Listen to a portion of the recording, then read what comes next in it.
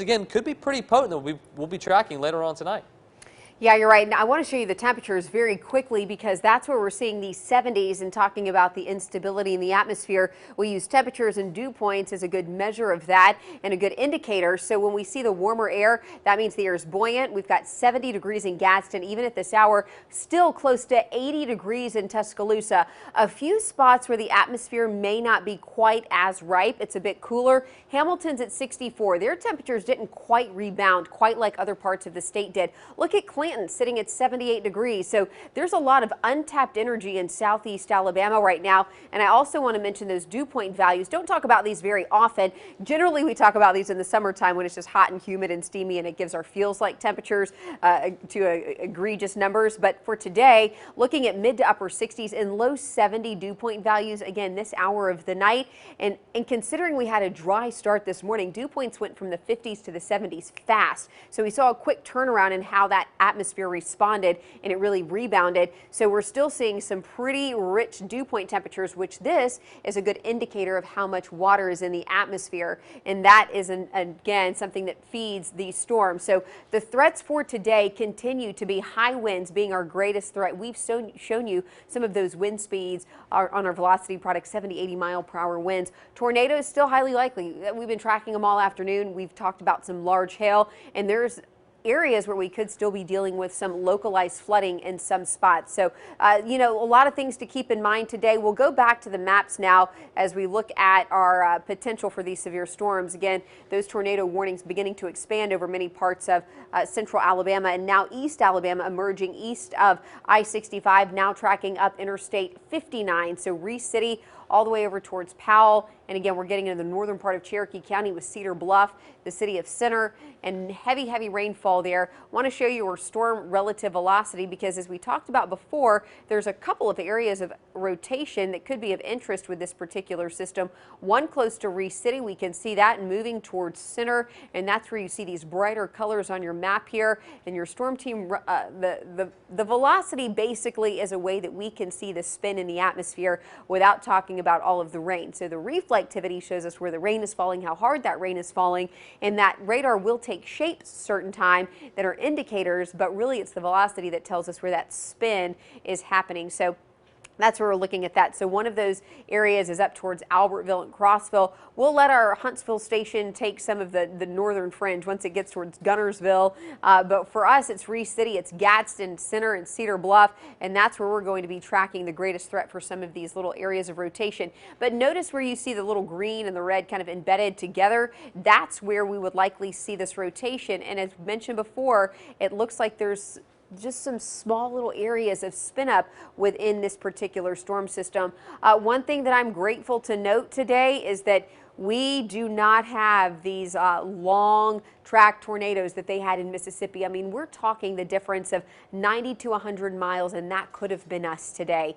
And for right now, that's not part of our story. Now, does that mean we're out of the woods just yet? Absolutely not. We have a very dynamic atmosphere in place, and we still have several hours of severe weather to track tonight. But for now, we have been able to, I think, remain relatively unscathed by this. There's been some structures that have gotten some damage. We've had reports of trees down, but I really believe that shelter in place, that has helped to reduce the amount of injury today, because this could have been a very different story. And as we continue to track these storms overnight tonight, we're going to really see if that holds true. So, all right, so now we're still looking at our radar. Again, a pretty broad scan on our radar at this time. Even as we look at our debris indicator, there's not a whole lot showing up. Now we are seeing just a little bit of a kind of a different color there on the map, but nothing that really grabs my attention. Maybe between Leonard, Ewing, Leesburg, down towards Aubrey Isle and Maple Grove, that's where we could be seeing maybe a little bit of a debris there in the atmosphere. But by and large, let's look at our relative velocity again. And actually, I'm going to switch over to our Huntsville radar really quick, because I think we'll get a little bit better picture of that storm relative velocity there from our Huntsville. There we go. Okay, that is a little bit better. When we have, there we go, there's that rotation. That's near Lay Springs currently, and that's going to be in the northern part of Etowah County. So let's go ahead and zoom into Lay Springs where we can get a better view of where we are seeing this rotation occur. And it really and truly, I'm going to include two. There almost looks like there's two, either one large broad area of rotation or almost two smaller areas of rotation. And don't let the word small fool you into thinking that it's not going to be a big deal. It just means that on this particular map, there could be a little separation, or again, just kind of one broad area of rotation. Otherwise, we're looking at this kind of hooking back around. You see where that green's kind of meeting the red back there towards Greenwood. That's where we would likely see the best chance for rotation. So even on our debris tracker, again, there may be just a little bit of a variation in color there near Flanders, north of Greenwood, heading towards Lay Springs.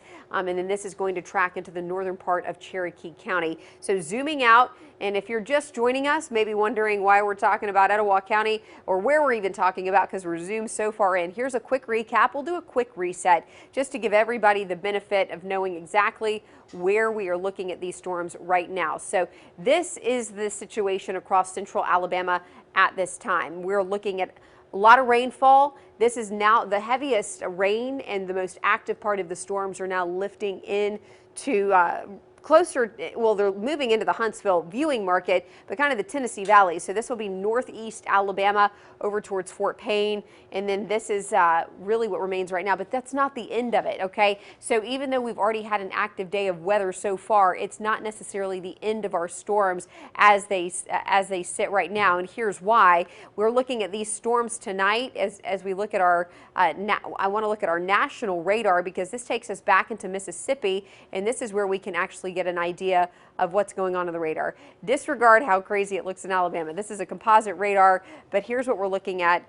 By and large, we still have several thunderstorms back towards southern Mississippi. So this entire line back towards Mississippi still has to move into Alabama, and the direction of these storms, they've been generally moving to the northeast, okay? So yes, they're tracking east slowly, but they're zipping off to the north. So it's, imagine kind of pulling a string, or, you know, you have a train track over one area, and that train's going over that one area, but it's slowly sliding to the east as it moves. So it's almost as though we have two directional components to this. So what we're going to notice with these storms back towards Mississippi is it's like you're pulling this string of storms up to where we are, but they're slowly inching eastbound as you're continuing to pull that string of storms northbound. So the night of weather is not over for us, even though we may see some breaks or some gaps in a lot of these storms. But a lot of the activity right now in northeast Alabama, and it looks like flooding is going to become a potential very soon